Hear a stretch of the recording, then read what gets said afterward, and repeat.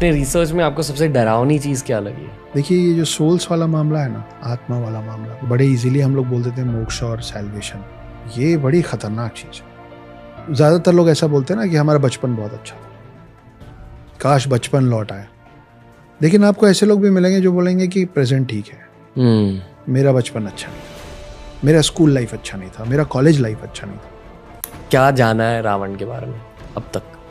आज के समय में रावण को जिस तरीके से डिपिक्ट किया जा रहा है, जिस तरीके से पोर्ट्रेयल किया जा रहा है उसका, वो करेक्ट नहीं है। जैसे ये कहा जाता है कि रावण और किसी को कभी उठा के नहीं लाए थे, सिर्फ सीता को लाए थे क्योंकि विनाशकारी विपरीत। ये गलत बात है। रावण और बहुत लोगों की युवतियों को उठा के लाया था। तो ये जो बोलते हैं कि रावण में सब कुछ अच्छा था, वो महाज्ञानी था और पराक्रमी था, और लेकिन बस एक गलती हो गई। नहीं, बस एक गलती नहीं थी। रावण ने बहुत सारी गलतियां की थी। रावण के 10 सर जो 10 अलग अलग बातों को दर्शाते हैं, वो 10 के 10 खामियां रावण में थी और वो सडन नहीं आ गई थी। नमस्ते दोस्तों, भारत का कल्चर, भारत की फिलॉसफी और हमारे धर्म के बारे में जानकारी मेरी खुद की एक हॉबी है, जिसे मैं पूरा कर रहा हूँ इस पॉडकास्ट के थ्रू। आज के गेस्ट है अक्षत गुप्ता सर, जिनके साथ एक बढ़िया ब्लॉकबस्टर पॉडकास्ट हम बना चुके हैं। उस पॉडकास्ट का टॉपिक था अस्त्रास, असली अस्त्रास। आज का टॉपिक है ही नहीं, क्योंकि आज हम सीखेंगे ज्यादा हमारे धर्म के बारे में। इस इंसान ने डेडिकेट की है अपनी पूरी लाइफ इन सब्जेक्ट्स को, और आज इनके कहानियों के द्वारा हम इन सब्जेक्ट्स के बारे में ज़्यादा जानेंगे। बहुत ही बढ़िया कॉन्वर्सेशन अक्षत गुप्ता सर के साथ। एंजॉय कीजिए DRS हिंदी पर।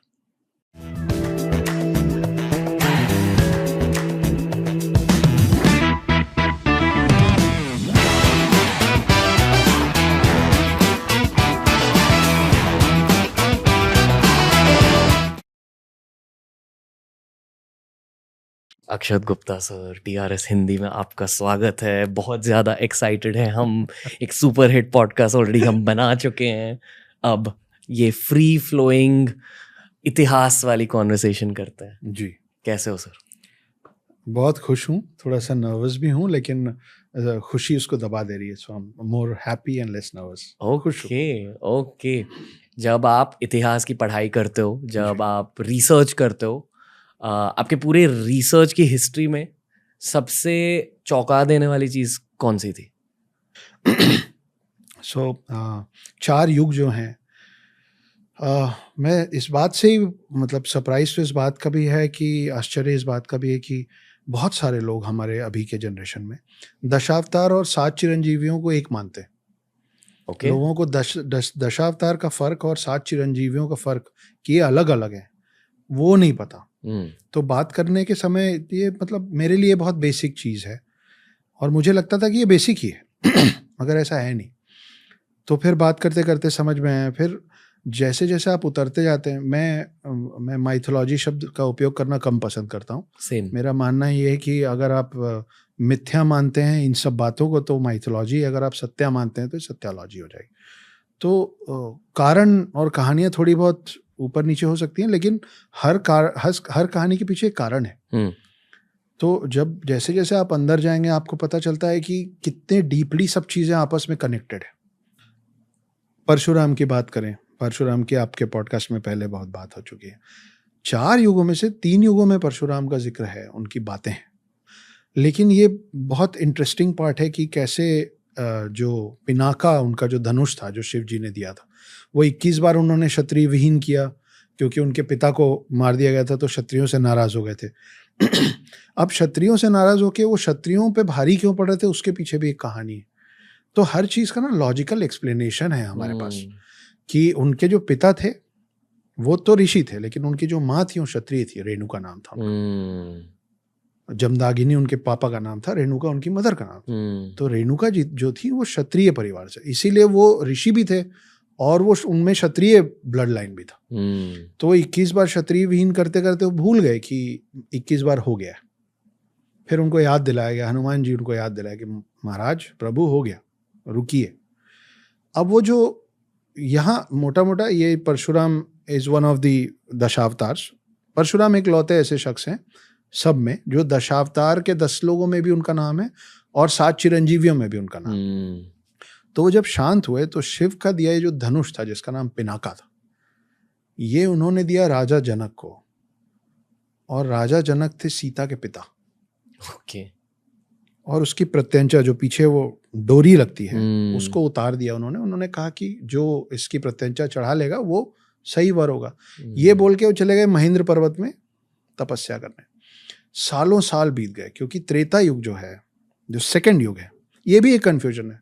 मुझे बड़ा आश्चर्य हुआ कि लोगों को लगता है कि सतयुग है, फिर द्वापर है, फिर त्रेता है, क्योंकि डी और टी, हाँ त्रे त्रे तीन सुन के जैसे। थर्ड लगता है। तो त्रेता युग की शुरुआत में जो पहले अवतार हैं वो परशुराम, और त्रेता युग के जो आखिरी अवतार हैं वो राम है। तो त्रेता युग जो है वो है कुछ 8,96,000 सालों का, 8,64,000 ईयर्स। तो कहाँ वो पहले अवतार हो, कहाँ, तो इनमें बहुत बड़ा गैप है। तो इतने साल बाद फिर जब वो फिर राम बड़े हुए, सीता आई धरती पे, और फिर वो प्रत्यंचा चढ़ाते समय वो धनुष टूटा।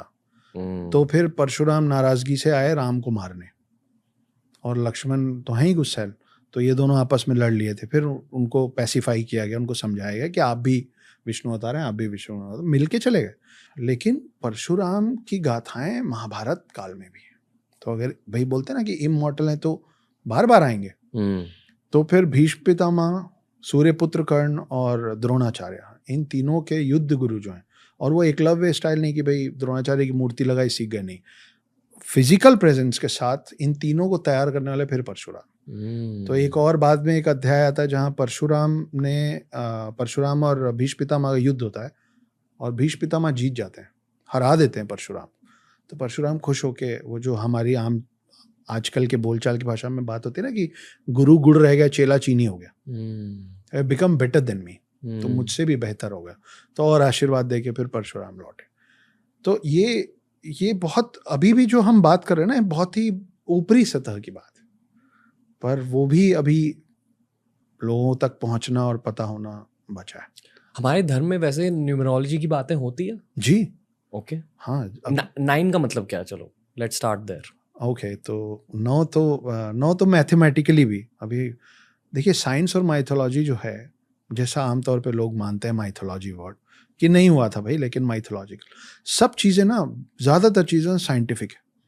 तो साइंस और माइथोलॉजी जो है बहुत पास पास चल रहा है। जैसे 9 जो है वो सिर्फ हमारे माइथोलॉजी में मैजिकल नंबर है ऐसा नहीं है, वो मैथमेटिक्स में भी बड़ा मैजिकल है। जैसे 9 एक बड़ा सिंपल सी बात है, 9 का पहाड़ा, 9 का टेबल सबको आता हो, 9 1 9 से लेकर 9 10 90 तक जितने अमाउंट्स आ रहे हैं ना, उन सब के जो 2 डिजिट होंगे, 9 2 से लेके और 9 10 तक, उन सब का टोटल 9 ही आता है। ऐसा किसी और डिजिट में नहीं होता है। ये तो मैथमेटिकल बात कर रहा हूँ। पहले मैं आपको एंशिएंट स्क्रिप्चर्स के 9 का जादू बताने की कोशिश करता हूँ। 9 दुर्गा, 10 दुर्गा क्यों नहीं, 8 दुर्गा क्यों नहीं है, 9 दुर्गा ही क्यों है? हमारे में 9 रस माने जाते हैं, है ना। हमारी जो पूजा होती है वो 9 ग्रहों की होती है। हमारे जो रत्न माने जाते हैं वो 9 रत्न होते हैं। आप देखिए कि अब इस पे तो किसी का वश नहीं है कि जो औरत जब पेट से होती हैं, जब वो प्रेग्नेंट होती हैं, तो बच्चा 9 महीने ही होता है, 10 महीने क्यों नहीं होता है, या 8 महीने क्यों नहीं होता। और जब वही इंसान बच्चे से बड़ा होके बूढ़ा होके मर जाता है, तो उसकी आत्मा की शांति के लिए भी हम 9 ग्रहों की पूजा करते हैं। तो आप एक तरीके से देखेंगे ना, तो हम पैदा होने से पहले, हमारे जन्म से पहले से लेकर और हमारे मृत्यु के बाद तक, हम हर चीज में 9 के फेर में ही चल रहे हैं। और मैथमेटिकली आप आएंगे तो सन का जो आउटर पेरिफेरा, अगर आप डायमीटर जोड़ने जाएंगे, तो जो टोटल माइल्स है, आप अगर अर्थ के एक पॉइंट से शुरू करते हैं और पूरा घूम के अर्थ के उसी पॉइंट पे आते हैं, तो जितने माइल्स हैं, और मून में भी सेम, तो चंद्रमा, सूर्य और पृथ्वी, इन तीनों में आप एक पॉइंट से शुरू करके डायमीटर को अगर माइल्स में काउंट करेंगे, उन तीनों का जो टोटल माइल्स का फिगर है वो अलग अलग है, लेकिन उन तीनों का अलग अलग टोटल जो है ना, वो 9 है। लाइट का जो स्पीड है पर सेकेंड, उसका टोटल 9 है। तो 9 आपके हर जगह में ना वो अपनी जगह बनाया हुआ है। 90 डिग्रीज का आप आधा कर लीजिए तो 45 डिग्रीज का भी टोटल 9 होता है, 90 डिग्रीज का भी टोटल 9 होता है, उसका डबल आप कर लीजिए 180 डिग्रीज, 360 डिग्रीज, उससे और बढ़ा लीजिए, उससे और घटा लीजिए। Triangle, pentagon, circle, cylinder, anything, square, सब का टोटल 9 है। तो ये ज्योमेट्री हमारे वश में नहीं है ना, वो तो जो था we have just decoded it. Also मेरा बहुत जोर से मानना ये भी है कि हम लोग ज्यादा कुछ इन्वेंट नहीं कर रहे हैं, हम लोग ना हम डिस्कवर कर रहे हैं, हम सब चीजें रीडिस्कवर कर रहे हैं। क्योंकि बहुत सारे ऐसे एंशिएंट पेजेस हैं जो हम लोग नहीं बचा पाए। फेयर। अपने रिसर्च में आपको सबसे डरावनी चीज क्या लगी है? देखिए ये जो सोल्स वाला मामला है ना, आत्मा वाला मामला, बड़े इजीली हम लोग बोल देते हैं मोक्ष और सैल्वेशन। ये बड़ी खतरनाक चीज है। सैल्वेशन जिनको मिल जाता होगा, जितना मैंने पढ़ा समझा है, सैल्वेशन जिनको मिल जाता होगा वो तो ठीक है, जिनको नहीं मिलता है वो बहुत सारे वर्ल्ड्स में अलग अलग तरीके से भटकते रहते हैं। और आपके लाइफ की अपनी परेशानियाँ होंगी, मेरी लाइफ की अपनी परेशानी रही हैं। एक बहुत अच्छे बचपन के बाद अभी 2014 में सुसाइड तक जाना पड़ा है, और वहाँ से फिर अब मैं आपके साथ यहाँ बैठ के बात कर रहा हूँ। तो ज़्यादातर लोग ऐसा बोलते हैं ना कि हमारा बचपन बहुत अच्छा था, काश बचपन लौट आए। लेकिन आपको ऐसे लोग भी मिलेंगे जो बोलेंगे कि प्रेजेंट ठीक है, मेरा बचपन अच्छा नहीं था, मेरा स्कूल लाइफ अच्छा नहीं था, मेरा कॉलेज लाइफ अच्छा नहीं था, फॉर XYZ रीजंस। सोल्स जो ट्रैवल कर रहा है वो हम अपने कर्मों की वजह से ही सैल्वेशन को या तो नहीं पाते हैं या तो देर से पाते हैं। जी।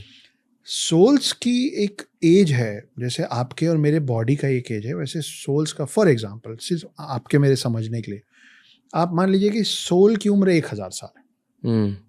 मान लेते हैं एक आत्मा है जिसकी उम्र 1000 साल है। अब वो या तो 20 बार 50-50 साल के बॉडीज बदले, या 10 बार 100 साल के बॉडीज बदले, मगर ऐसा होता नहीं। कई बार एक बच्चे में आत्मा जाती है और वो पेट में ही मर जाता है, या भ्रूण हत्या कर दी जाए, जैसे भी कोई खेलते हुए मर जाता है, कोई किसी कारण से, कोई बुजुर्ग होकर मरता है, कोई जवानी में मर जाता है। तो हम में से कोई ये नहीं बता सकता कि उस 1000 साल का जो सोल का स्पैन है वो कितने लाइफ टाइम्स में कवर होगा, और वो उतने सारे लाइफ टाइम्स में उसको क्या क्या देखना पड़ेगा। फॉर एग्जाम्पल आप देखे होंगे कि एक उम्र दराज आदमी होता है 60-70 साल का, लेकिन उसकी हरकतें बहुत ही बचपने वाली होती,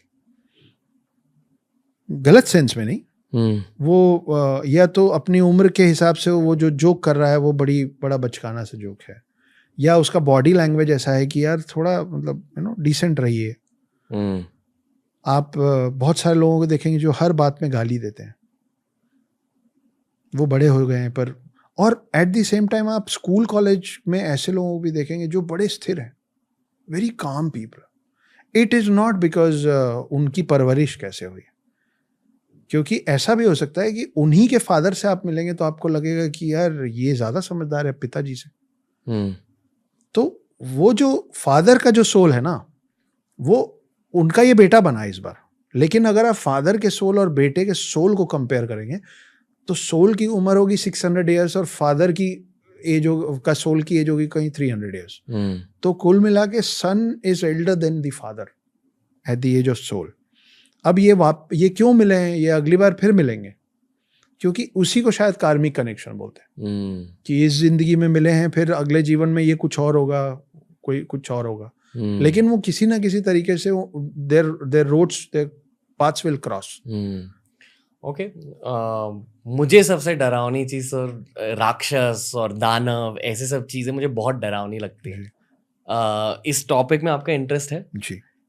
क्या होते थे राक्षस, क्या होते थे दानव, असुरा? ये सब एक ही चीज है? नहीं, बहुत थोड़ा थोड़ा फर्क है। ओके। इसकी शुरुआत हम करते हैं। देखिए हैं सब राक्षस, मतलब ऐसा नहीं कि बिल्कुल अलग प्रजाति है, वो भी होते थे, मैं मानता हूँ अभी भी होते हैं, लेकिन अब हम सब एक जैसे दिखने लगे हैं जी। जैसे चारों युगों की अगर बात करें तो सतयुग में सब कुछ सत्य सत्य था। आप ये समझिए कि एक अर्थ है और अर्थ के बाहर दो वर्ल्ड्स हैं, एक गॉड वर्ल्ड है, एक डीमन वर्ल्ड है। ये दोनों चाहते हैं कि हम अर्थ को विन ओवर कर लें, ये हमारा हो जाए। ऑलरेडी इसका जो आधिपत्य है, इसका जो पोजीशन है वो गॉड्स के पास है इन सतयुग। तो उस समय गॉड्स इतने पावरफुल थे और ह्यूमंस इतने क्लीन थे इन देयर डीड्स कि असुर जो थे, दानव जो थे, वो अर्थ के अंदर भी नहीं आ पा रहे थे। सतयुग खत्म हुआ, हम लोग थोड़े से इम्प्योर हुए। त्रेता युग शुरू हुआ, तब तक दानवों की इतनी ताकत बढ़ गई थी, या ये कहीं ऐसा माना जाता है कि गॉड्स को एम्पावर हम करते हैं, हम उनको शक्तियां दे रहे हैं। तो जैसे जैसे हमारी मान्यता और बिलीव घटता जाएगा वो कमजोर होते जाएंगे। तो जब हम थोड़े से इम्प्योर हुए तो इधर से डीमंस का पावर इतना बड़ा that they however manage to enter the earth. और साइंटिफिक लैंग्वेज में बोले तो ओजोन लेयर क्रॉस कर पाया वो। मीटियोर्स वगैरह हमारे पास आते आते खत्म हो जाते हैं ना, वो आ पाए। तो फिर रामायण वाला वक्त आया जब एक नियर बाई लैंड तक वो पहुंचे और वो देवभूमि भारत में आए और वो यहाँ कुछ गलत किए। और यहाँ का जो प्योर सोल था, with the help of other pure souls, I am intentionally not saying humans, क्योंकि उसमें वानर सेना भी थी, उसमें जटायु भी थे, उसमें जामवंत भी थे जी। तो ये सब लोग मिलके एक वॉर हुआ जिसको हम रामायण के नाम से जानते हैं। वो युग खत्म हुआ और फिर चालू हुआ द्वापर युग। द्वापर युग में महाभारत, तब तक हमारा विश्वास इतना हट गया था कि people directly started cursing gods. जैसे महाभारत के अंत में ये धृतराष्ट्र की जो पत्नी थी गांधारी, उन्होंने कृष्ण जी को सीधे सीधे श्राप दे दिया था। तो हम अपने आप को इतना सुपीरियर मानने लग गए थे कि हम ये भी करने लग गए। तो तब तक हम इतने इम्प्योर हो गए कि हमारे ब्लड लाइन के अंदर तक ये डीमंस घुस गए। तो जो फार ऑफ लैंड्स में थे वो दे एंटर्ड आवर बॉडीज। तो महाभारत युद्ध क्या था? एक ही परिवार का युद्ध था। तो जब एक परिवार में युद्ध हो रहा था तो उसमें दोनों कैसे थे? और अब हम रहते हैं कलयुग में जिसमें हमारे डीएनए में, हर इंसान के ब्लड लाइन में दोनों चीजें चल रही हैं। कई बार हमको पता होता है कि एथिकली ये काम गलत है, पर वो प्रॉफिटेबल होता है तो हम कर लेते हैं कि क्या आ जाता है, चलता है। तो इसीलिए युगों में जो डिटोरिएशन हो रहा है in our lives is this. अभी सर एक तीखा सवाल पूछूंगा जो बहुत लोग पूछते हैं इंटरनेट पे जी। क्या देव एलियन थे और उनके साथ साथ क्या असुर भी एलियन थे? अगर हम कह रहे कि अलग लोक से आए, लोक का शायद इंग्लिश ट्रांसलेशन प्लेन होता है और ये माना जाता है कि हम भूलोक में रहते हैं जी। तो जब हम भूलोक की बातें कर रहे हैं तो क्या भूलोक सिर्फ हमारी धरती है, हमारा सोलर सिस्टम है, या हमारा पूरा नोन यूनिवर्स है? जैसे एस्ट्रोफिजिसिस्ट सभी नोन यूनिवर्स के बारे में बातें करते हैं जी। तो ये भी बताते हैं कि नोन यूनिवर्स के कुछ लिमिट्स है और उस लिमिट्स के बाहर क्या है हमें पता नहीं पता। और ये फिजिक्स से प्रूवन है जी। तो भूलोक मतलब ये नॉन यूनिवर्स या भूलोक मतलब सिर्फ धरती? देखिए, इस बात से एक बात याद आई है। जी। मैं पहले आपको वो टच करते हुए Sure. हम आपकी श्योर वेस्टर्न कंट्रीज में जिस पहले आदमी ने बोला था ना कि अर्थ इज राउंड, उसको फांसी पे टांग दिया था। ये फैक्ट है, नाम मुझे ध्यान नहीं है पर मिल जाएगा कि ये अगेंस्ट द क्राइस्ट बात कर रहा है। जब ये वहाँ किया जा रहा था ना, उस समय भी हम यहाँ पे ज्योग्राफी को भूगोल ही कहते थे। भू मतलब लैंड और गोल मतलब गोल। तो हमको उस समय भी पता था, एंशिएंट साइंस बोल लीजिए, जो भी बोल लीजिए। इसीलिए मैं बार बार बोल रहा हूँ कि जो लोग भी इसको माइथोलॉजी मानते हैं, उसका और साइंस का बहुत करीबी ताल्लुक है। हम उस पर आएंगे जी।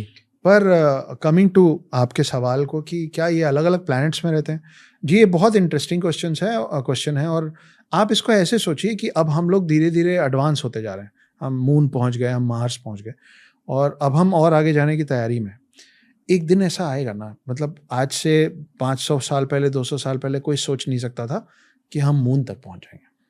हम पहुंच गए, मून तक पहुंच गए, मार्स तो दूर है, नहीं पहुंच, हम पहुंच गए।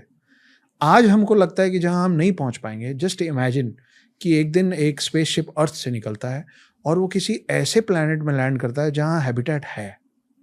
किसी अलग तरीके के जीव हैं, लेकिन हैं, और they have brains, they can understand, they might not be knowing our language, हमारा लैंग्वेज नहीं। हम किसी तरीके से अगर उनको ये समझाएंगे कि हम कहाँ से आए, तो हम 2-3 चीज़ें बोलेंगे। हम बोलेंगे कि हम पृथ्वी से आए, अर्थ से आए, ठीक है, और वो ध्यान से देखेंगे कि हम दिखते कैसे, हम चलते कैसे, और फिर जब हम वापस, अब हम आए हैं और अगर वो हमारा नुकसान नहीं कर रहे हैं तो हम उनको कुछ तो देंगे।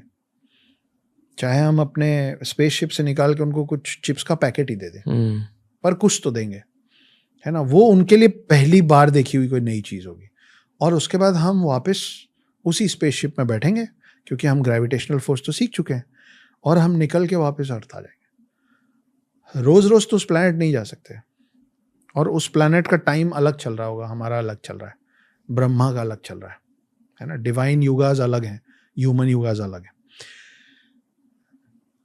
अब जब हम वापस लौट आए हैं तो उस प्लैनेट में जब इवोल्यूशन होगा, जब उस जनरेशन में और लोग नेक्स्ट टू नेक्स्ट जनरेशन आएगा, वो भी तो दीवार पे ऐसे चीजें बना देंगे ना। और उनके लिए भगवान कहाँ से आए थे पता है? उनके लिए भगवान अर्थ से आए थे। तो भगवान ऊपर से आए थे, भगवान पृथ्वी नाम, तो हमारे लिए स्वर्ग वर्ड जो है वो शायद उनके लिए वर्ड पृथ्वी बन जाएगा। स्वर्ग वर्ड भी सब्जेक्टिव होता है, सब्जेक्टिव होता है। अभी हो सकता है कि एक गॉड जो वेस्टर्न साइड में उतरे होंगे, उन लोगों को समझ में आया हेवन, क्योंकि हम उनकी लैंग्वेज नहीं बोलते थे, और वही हमको समझ में आया स्वर्ग, और वही किसी और को समझ में आया जन्नत, लेकिन ये है एक ही प्लैनेट। तो वहीं से फिर वो बात निकलती कि ऑल गॉड्स आर वन, भगवान एक ही है। तो हाँ, ये बहुत ज्यादा इसकी पॉसिबिलिटी हो सकती है आने वाले समय में कि okay sir, specifically ancient history की बातें करते हैं। जैसे एंशिएंट हिस्ट्री में एक कॉन्सेप्ट है मेगाफोना का, यानी कि आज के ज़माने में जितने भी एनिमल्स को हम जानते हैं उनके सारे के सारे एंसेस्टर्स अब एक्सटिंक्ट हो चुके हैं। 99% of all animals have gone extinct, पर उन 99% में बहुत मेगाफोना एनिमल्स थे। मेगाफोना यानी कि बड़े बड़े एनिमल्स, जो आज के ज़माने में शायद सिर्फ ब्लू व्हेल है। Blue whale is the one existing megafauna, पर पहले बहुत मेगाफोना होते थे, बड़े बड़े बर्ड्स होते थे, बड़े जानवर होते थे। तो उसी पर्सपेक्टिव से वानर सेना और जटायु के बारे में पूछना चाहूँगा।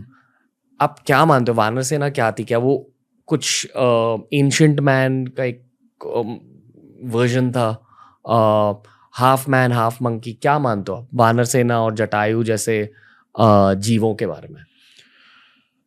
देखिए, ये बात एकदम सच है। ये मिथ नहीं है, ये हिस्टोरिकल साइंस है। इसके एविडेंसेस हैं कि बहुत बड़े बड़े एनिमल्स होते थे जी। मैमथ सच में थे, जो हाथी से 3, तो अगर ये बोला गया है कि इंद्र एक हाथी पे चलते थे जिसका नाम ऐरावत था, जिसके 3 सर थे, वो वाइट एलिफेंट था और वो बहुत पावरफुल था। तो मैमथ उसके बहुत बाद के जो हमको प्रूफ्स मिलते हैं, क्योंकि जब आप ऐरावत की बात कर रहे हैं तो आप मैमथ से भी पहले की बात कर रहे हैं। तो हर चीज अब समय के साथ डिटोरिएट हो रहा है। हम लोगों की एज डिटोरिएट हो रही है, हमारी हाइट डिटोरिएट हो रही है, वो भी तो डिटोरिएट होते होते वहां पहुंचे होंगे जहां वो अब हैं। तो ये आज जो हम हाथी देखते हैं, वो हाथी शुरू से ऐसा नहीं रहा होगा, वो हाथी बड़ा रहा होगा। आज जो हम शेर देखते हैं, उसके पहले सेबर टूथ होते थे जी, और ये historically with the evidence proven है। तो अगर शेर की जगह सेबर टूथ हो सकते हैं और हाथी की जगह मैमथ और ऐरावत हो सकते हैं, तो फिर बाकी सब क्यों नहीं हो सकते हैं? इसका जवाब कोई नहीं दे पाएगा। मतलब I am talking in favour of कि हाँ थे जी, कि वानर सेना, बंदर तो आज भी नकल करते हैं। आप जो करेंगे, हमारे बचपन में कहानियां है कि वो नकल करते थे। तो वो कहीं ना कहीं they are the closest to human form. तो ऐसा देखिए, हर कोई इवॉल्व हो जरूरी नहीं है। 2, 4, 6 बच्चों को आप एक साथ बड़ा कीजिए, वो सब अलग अलग लोग बनेंगे। तो हो सकता है कि ये एक स्पीशी थी। आप जब हम हनुमान चालीसा पढ़ते हैं, तो हनुमान चालीसा में जो शुरुआती लाइन है, तिहु लोक उजागर के पहले, जय हनुमान ज्ञान गुण सागर जय कपि। कपि जो है ना, हनुमान चालीसा में जो शब्द है, ये कपि उस क्लैन का नाम था जिस क्लैन का एक हिस्सा थे हनुमान। पूरी जो वानर सेना, जो पूरे वानर हैं, उनके जैसे हमको होमो सेपियंस बोलते हैं, हम ह्यूमंस हैं, वैसे उनके क्लैन का नाम था प्रॉपर कपि। तो वो कपि के अंदर ये सब आते थे, बाली, सुग्रीव, अंगद, हनुमान। तो हाँ, ये होते थे। कहीं कहीं पे आपका बिलीफ सिस्टम बढ़ाने के लिए ज़रूरी हो जाता है कि उसको थोड़ा सा लार्जर देन लाइफ बनाना पड़ता है। रामायण के बाद क्या हुआ हनुमान जी के साथ?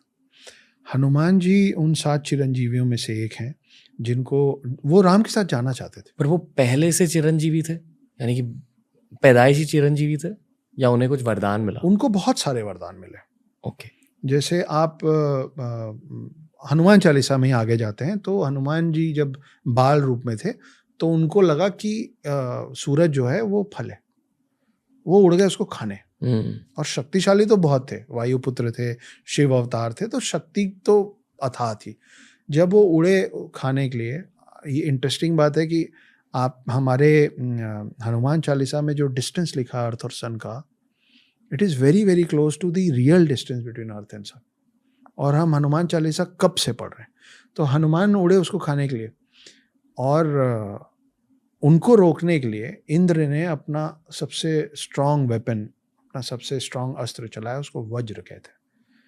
वो एक दूसरे ऋषि थे दधीची करके, उनके बोन से बना हुआ है, एक दूसरे राक्षस को मारने के लिए, वो टूट ही नहीं सकता। आप ये समझ लीजिए कि कैप्टन अमेरिका का टाइटेनियम वाला शील्ड है वो, कि it can not be broken.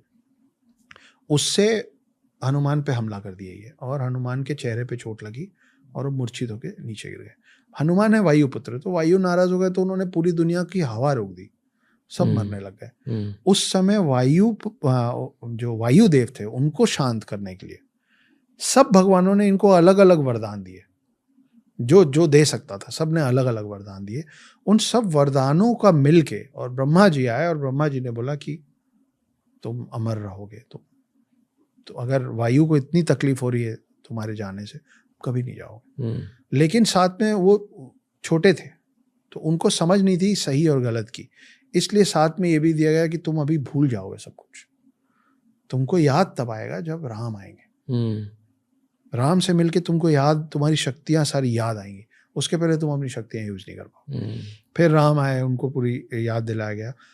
उनका पर्पस, राम के साथ जो उनका पर्पस था वो था रावण को हराना। लेकिन और वहां राम का पर्पस खत्म होता है, जो पीस लाना था या जो बैलेंस लाना था वर्ल्ड में, अर्थ में, वो विष्णु के अवतार राम का काम वही था, वो करके रामराज जमा कर। लेकिन हनुमान जी का जो पर्पस है वो एक नहीं है, हनुमान जी के बहुत सारे पर्पस हैं। हनुमान जी एक बार शिव जी से भी लड़े हैं। हनुमान जी गरुड़ जो है विष्णु जी का वाहन, उसको रेस में हरा के उसका भी घमंड तोड़े हैं। हनुमान जी शिव जी से लड़ते समय उनका त्रिशूल निगल गए थे गुस्से से, और ये सब राम जी के आने पहले हो गया था। हनुमान जी एक बार सुदर्शन चक्र खा गए थे गुस्से से। तो हनुमान जी का जिक्र महाभारत में भी आता है। तो ये एक बड़ा इंटरेस्टिंग सा, एक और कम लोगों को पता है कि कृष्ण और अर्जुन गए थे हनुमान जी के पास। हनुमान जी, हमको वो वाली कहानी मालूम है महाभारत की, जब भीम से जंगल में मिले। हाँ, तो उनकी कई सिद्धियों में से हनुमान जी की सिद्धि थी कि वो जब चाहे अपना वजन इतना बढ़ा लें और जब चाहे जितना घटा लें, तो वो पूंछ नहीं उठा पाए, ये तो मालूम है। अब वो कहाँ रहते थे वहां भीम को पता चल गया था, तो भीम ने बोला कि हमारा पांडव की जो सेना है वो थोड़ी कमजोर है, हनुमान जी की मदद मांगते हैं। तो ये लोग गए हनुमान जी के पास कि आप हमारे साइड से लड़िए। तो हनुमान जी बोले कि अगर मैं आपकी तरफ से लड़ूंगा तो महाभारत का पूरा पर्पस डिफीट हो जाएगा, क्योंकि मैं उतरूंगा तो गेम ओवर हो जाएगा। लेकिन आप आए तो मैं आपको खाली हाथ भी नहीं लौटाऊंगा। अर्जुन, मैं आपके रथ के फ्लैग पे बैठ जाता हूं एज अ सिंबल। तो आप कभी भी देखेंगे ऐसी कोई भी तस्वीर जिसमें अर्जुन है और सारथी कृष्ण है, उनमें एक फ्लैग लगा रहता है, और फ्लैग में हनुमान बने रहते हैं जो कि बैठे होते हैं, घुटने के बल बैठे रहते हैं। उसके बाद जब ये वॉर चालू हुआ तो अर्जुन एक तीर चलाते थे और कर्ण का जो रथ था वो कई फीट पीछे चला जाता था। फिर कर्ण एक तीर चलाते थे तो अर्जुन का 2-3 इंच पीछे जाता था। और कृष्ण तारीफ करते थे कर्ण की क्या तीर चलाया। अर्जुन में ईर्ष्या भावना रही है हमेशा से, कहानियों में भी। तो अर्जुन को लगता था मैं मारता हूँ 20 फीट पीछे जाता है, वो मारते हैं मैं 2 इंच पीछे हिल जाता हूँ तो ये तारीफ करना। 3-4 बार ऐसा हो गया। तो अर्जुन बिल्कुल बिफर गए और कृष्ण को बोले आप मतलब क्यों कर रहे हैं आप ऐसा, आप देखिए मैं कहाँ भेजता हूँ, वो इतना सा हिला देता आप उसकी तारीफ करते। तो कृष्ण भगवान बोले कि अरे नादान, वो जिस रथ को हिला रहा ना उसमें हनुमान बैठे हुए हैं, तेरे को मेरे को वो हनुमान को हिला दे रहा है। तो तू सोच कि अगर हनुमान नहीं होते तो कहाँ जाता तू। तो हनुमान वहां भी रहे हैं। तो और हनुमान की गाथा तो कल्कि के साथ खत्म होगी। हनुमान तो जब कली और कल्कि का युद्ध होगा तब फिर आएंगे। तो ये 7 चिरंजीवियों का पूरा जो मिशन है, जो पर्पस है, वहां खत्म होगा। कहा जाता है कि जब भगवान ने मानव जाति को बनाया तब सप्त ऋषि को भी बनाया ताकि जो भगवान की असली नॉलेज है वो ह्यूमंस तक पहुंचे, और सप्त ऋषि ह्यूमंस तक वो नॉलेज पहुंचाते हैं। करेक्ट। और ये चारों के चारों युगों में सप्त ऋषियों का रोल है जी। ओके। और तो, क्या? हाँ, तो पहले ब्रह्मा जी ने 4 वामन अवतार बनाए थे जी। उनको बड़ा ज्ञान दिया और बोले जाओ बांटो। तो बोले हम नहीं कर पाएंगे, हम उसके लायक नहीं। ब्रह्मा जी उनसे नाराज भी हुए, उनको कुछ श्राप वाप दिया, उनको अलग कर दिया। उसके बाद विष्णु जी ने 7 पहले पुरुष बनाए, जैसे मनु मानते हैं ना, मनु के पहले सप्त ऋषि बने, वो 7 ऋषि हैं। और उन्होंने वो जो 4 वेद है, अथर्ववेद, यजुर्वेद, सामवेद, ये 4 वेद लिखने वाले ये सप्त ऋषि हैं। इनकी अलग अलग, इनमें अलग अलग ज्ञान था और इन्होंने अलग अलग तरीके से उस ज्ञान को दिया और इन्होंने ही फिर दुनिया चालू की। तो इन सप्त ऋषि के ही क्लैंस चल रहे हैं अभी तक सारे, हम सब जो हैं। तो उसके नीचे अब जैसे जमदागिनी एक ऋषि थे जो परशुराम के पिता थे, तो वो एक क्लैन से आते हैं। कश्यप एक ऋषि थे, कश्यप की बहुत सारी वाइफ्स में से एक वाइफ थी कद्रू। तो कद्रू ने जब उनसे वरदान मांगा था तो उन्होंने वरदान में उनको बोले कि ठीक है मैं तुमको वरदान देता हूँ, तुमको 100 अंडे होंगे। वो 100 एग्स में से 100 स्नेक्स निकले। तो इसीलिए सारे सांप जो हैं वो कद्रू की संतानें मानी जाती। तो ये जो सप्त ऋषि हैं वो उन्होंने ही, वैसे बनाने वाले ब्रह्मा है, क्रिएटर इज ब्रह्मा, लेकिन ब्रह्मा को भी उस सृष्टि को बनाने में और उसको कंटिन्यूसली चलाते रहने में जिन लोगों की मदद चाहिए, उनमें जो फर्स्ट 7 हैं वो सप्तऋषि हैं। फिर कई देवियां हैं, जैसे गंगा पहले एक बार ह्यूमन अवतार में आई थी, वो हिमराज, हिमालय पर्वत के जो राजा होते थे, उनकी बेटी बन के आई थी। फिर बाद में वो वापस गई, फिर उनको भागीरथ फिर से लेके आए अब मोक्ष प्राप्ति के लिए। तो ये अलग अलग कहानियां हैं, लेकिन हाँ ये सप्तऋषि जैसा कि आपने कहा करेक्ट है। ऐसी हम लोगों की सबकी मान्यता है कि सप्तऋषि ही दुनिया का सुचारू रूप से उसको चलाने का काम, आपको राइट पाथ पे रखने का काम, ये सारे उपनिषद, ये सब इनका लिखा। उपनिषद भी बड़ी इंटरेस्टिंग चीज़ है। अभी हम 9 की बात कर रहे थे, जो वो माला जपते हैं उसमें 108 बीट्स होते हैं। महाभारत जो युद्ध चला था वो 18 दिन चला था। 18 का टोटल 9 होता है, 108 बीट्स का टोटल 9 होता है। गीता में जो महाभारत में जो चैप्टर्स हैं वो 18 हैं, गीता में जो चैप्टर्स हैं वो फिर 18 हैं। गीता महाभारत अलग अलग है। उपनिषद जो हैं वो उसमें जो टोटल श्लोक लिखे हुए हैं हजारों में, उन सब का टोटल फिर 9 है। तो ये सब चीज़ें हम जो बात कर रहे हैं ना रणवीर, ये सब आपस में जुड़े हुए हैं बस। लेकिन हम लोग का जो ब्रेन जो अभी कुछ परसेंटेज काम करता है, वो अभी हमारा ब्रेन इतना इवॉल्व नहीं हुआ है कि हम इन सब चीज़ों का कनेक्शन समझ पाए। इसीलिए हम लगातार स्पेक्युलेट करते रहते हैं। हमको कभी कुछ सही लगता है, कभी कुछ सही लगता है, पर हमको सही भी इसलिए लगता है क्योंकि हमको लगवाया जाता है। क्योंकि हम नहीं करते, वो भी वहीं से आता है। बहुत सारे लोग ऐसे भी होते हैं जो सिर्फ ऐसी चीज़ों को मानते हैं जो साइंस से प्रूव्ड है जी। तो आज के ज़माने में जो वेस्टर्न साइंटिस्ट प्रूव करते हैं उसमें विश्वास रखते हैं। और उसी पर्सपेक्टिव से मैं आपको हमारे धर्म, हमारे संस्कृति के बारे में पूछना चाहूँगा। आज के ज़माने के साइंटिफिक पैरेलल्स क्या है हिंदू धर्म को लेके? ठीक है, एक तो हमने बात की हनुमान चालीसा की, जी, वहीं से शुरू करते हैं कि सन और अर्थ का जो डिस्टेंस है वो परभानु वाली जो 2 लाइनें हैं हमारे हनुमान चालीसा में, उसमें प्रॉपरली लिखा हुआ है, मतलब लाइट ईयर्स में डिस्टेंस हमने एक्सप्लेन किया हुआ है। बहुत कई 100 कई हजार साल बाद फिर एक दिन नासा ने बताया कि अर्थ और सन का these many light years, this is the distance. तब दुनिया को मालूम चला। We have been very bad marketers. हमने ज्ञान बहुत फैलाया, लेकिन हम क्रेडिट लेने में बहुत पीछे रह गए चीज़ों को। जैसे एक व्यक्ति थे सुश्रुत को मतलब अपने ही कास्ट से निकाल दिया गया था, क्योंकि वो गंगा में और दूसरी नदियों में जो डेड बॉडीज बहती थी, पहले युद्ध में जो मर जाते थे उनको बहा दिया जाता था, सबकी अंत्येष्टि नहीं की जाती थी। तो उनकी बॉडीज को निकाल के ये उनकी बॉडीज किसी एक बॉडी में मान लीजिए कान कट गया है और दोनों हैं तो डेड बॉडीज, दूसरे में कुछ और कट गया, तो इसका कान निकाल के उसको लगा देते थे। वो गंगा के दूसरे किनारे बैठ के ये सब करते थे, तो उनको बहुत ही अशुद्ध माना जाता था। उन्होंने ये सब करते करते जो भी सीखा वो डॉक्यूमेंट करना शुरू किया। उन्होंने डॉक्यूमेंट की 27 वॉल्यूम्स, उसको कहते हैं सुश्रुत संहिता। और ये मतलब ये सच में अभी भी एग्जिस्ट करती हैं, ऐसा नहीं कि हवाई बातें हो रही।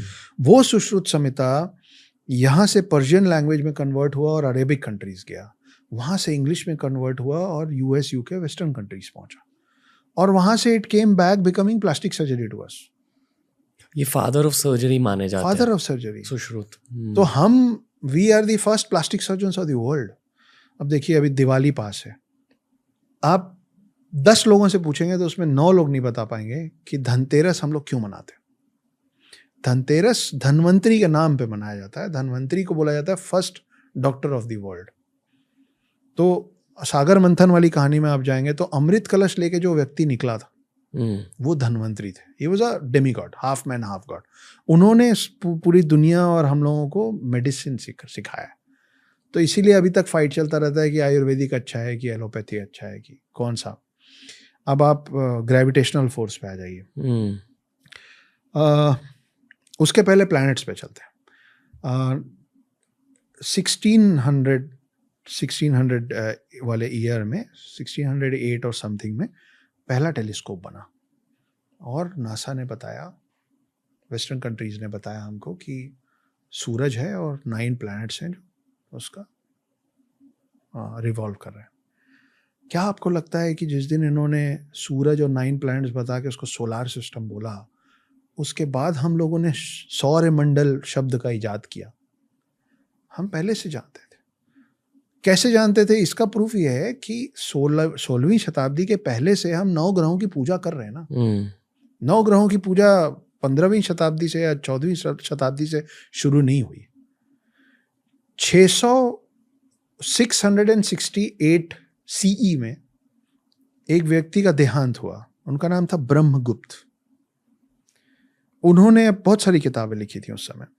उन्होंने एक किताब में एक लाइन लिखी थी, उन्होंने लिखा था कि जैसे पानी का काम है बहना, वैसे ही धरती का काम है हर चीज को अपनी तरफ अट्रैक्ट करना। इस व्यक्ति की डेथ हुई 668 सीई में। 1150 में एक दूसरे शख्स हुए जो उनकी लिखी किताबों को नए सिरे से एलाबोरेट कर रहे थे। उनका नाम था भास्कर, भास्कर 2। उनके पिता थे, वो सेकंड थे, तो वो भास्कर 2 थे। उन्होंने जो किताबें लिखी हैं वो उस पे उन्होंने शब्द दिया है गुरुत्वाकर्षण। और ये मैं बात कर रहा हूँ 1150 की, एडी 1150 सीई। हाँ एडी, एक ही बात है, मोर और लेस एक ही बात है। आजकल एक नया कंफ्यूजन चल रहा है। और ये जो gravitational force the theory of Newton बोला जाता है, ये हुआ है अराउंड 1600 में। तो वो जो मतलब हमने विमाना पुराण लिखा है, उस पे अब नासा सच में उसका प्रोटोटाइप तैयार कर रहा है, जिसमें फ्यूल में मर्क्यूरी यूज होता है। मर्क्यूरी का ये होता है कि जैसे उसको गर्म करते हैं तो वो लाइट होता जाता है। तो आप किसी चीज को लाइट करेंगे, बलून कैसे उड़ता है? हीलियम गर्म होता है तो लाइट होता है तो ऊपर चला जाता है। हमको आप सोचिए ना कि कैसे कोई विमान पुराण लिखेगा, कोई ऐसा शख्स विमान पुराण लिख सकता है लॉजिकली जिसको गुरुत्वाकर्षण ग्रेविटेशनल फोर्स की समझ ना हो? इम्पॉसिबल। तो हम विमान पुराण लिख चुके थे, हम ग्रेविटेशनल फोर्स 668 में बोलने वाला वो आदमी मर गया। उस चीज को 1687 में ये Newton's theory of gravitational force को इतनी ख्याति मिली। आप 668 और 1687 जोड़ेंगे ना तो 1000 साल से भी ज्यादा होता है। तो we have been very very scientific to all the approaches. Vimanas के बारे में आपने पढ़ा? जी। ओके। यूएफओ शेप्ड विमानस भी होते थे, सर्कुलर विमानस भी होते थे। और ये जो मर्क्यूरी की बात आपने जस्ट अभी करी, ये मैंने पढ़ा है कि मर्क्यूरी पावर्ड विमानस होते थे, पर मैं ये नहीं जानता था कि अगर हम मर्क्यूरी को हीट करते हैं तो लाइटर हो जाता है।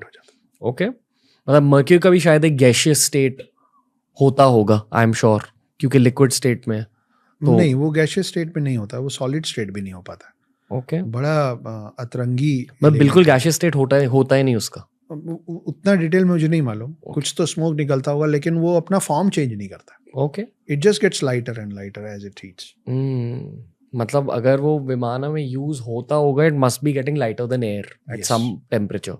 तो बेसिकली वो टेम्परेचर अगर आपने जनरेट कर दिया किसी वजह से, तो शायद विमाना उड़ सकता। आप अगर विमाना पुराण के कुछ सारा कुछ तो मेरे को मिलता नहीं है, पर जो भी थोड़ा बहुत मैं समझ पाया हूँ या देखा हूँ या पढ़ा हूँ, उसमें ना पूरा स्ट्रक्चर है। सिर्फ ऐसा नहीं है कि थ्योरेटिकल नहीं बताया हुआ, सिर्फ उसको प्रैक्टिकली भी उन्होंने बताया हुआ कि भाई उसमें प्रोपेलर्स हैं, उसमें जेट बूस्टर्स हैं, कि ऐसा नहीं कि वो धीरे धीरे गर्म हो रहा है तो ये ऊपर जा रहा है। उसको रोक के पहले गर्म करके सडनली उसका प्रेशर निकाला ताकि वो अर्थ को छोड़े। आपके स्टडीज के अनुसार, और ये शायद इस वाले पॉडकास्ट का आखिरी सवाल है जी, रावण के बारे में बात करते हैं जी। आई एम श्योर आपके लिए एक रिसर्च टॉपिक है रावण। सभी के लिए है। ओके, क्या जाना है रावण के बारे में अब तक? आज के समय में रावण को जिस तरीके से डिपिक्ट किया जा रहा है, जिस तरीके से पोर्ट्रेयल किया जा रहा है उसका, वो करेक्ट नहीं है। जैसे ये कहा जाता है कि रावण और किसी को कभी उठा के नहीं लाए थे, सिर्फ सीता को ले आए थे क्योंकि विनाशकारी विपरीत। ये गलत बात है। रावण और बहुत लोगों की युवतियों को उठा के लाया था। तो ये जो बोलते हैं कि रावण में सब कुछ अच्छा था, वो महाज्ञानी था और पराक्रमी था, और लेकिन बस एक गलती हो गई, नहीं, बस एक गलती नहीं हुई थी। रावण ने बहुत सारी गलतियां की थी। रावण के 10 सर जो 10 अलग अलग बातों को दर्शाते हैं, वो 10 के 10 खामियां रावण में थी, और वो सडन नहीं आ गई थी। वो बोलते हैं ना कि आपके पाप का घड़ा भरता है, तो इंग्लिश में बोलते हैं last nail in the coffin. तो ये सीता को का हरण करने वाली चीज उनके लिए आखिरी हो गई थी। राम ने अवतार, मतलब विष्णु ने राम अवतार लेके वो आए इसलिए थे क्योंकि रावण का अति हो रहा था। तो लेकिन हम लोगों का परसेप्शन रावण के प्रति बहुत चेंज हो गया है, और वो नेगेटिव को पॉजिटिव दिखाने का जो एक फाइट है। क्यों? कलयुग शायद इसी को कहते होंगे, जो हमारी बुद्धि घटती जा रही है। हम वो लैंग्वेजेस जो हमारे ही बनाए हुए पूर्वजों के लैंग्वेज, हम वो पढ़ तक नहीं पा रहे।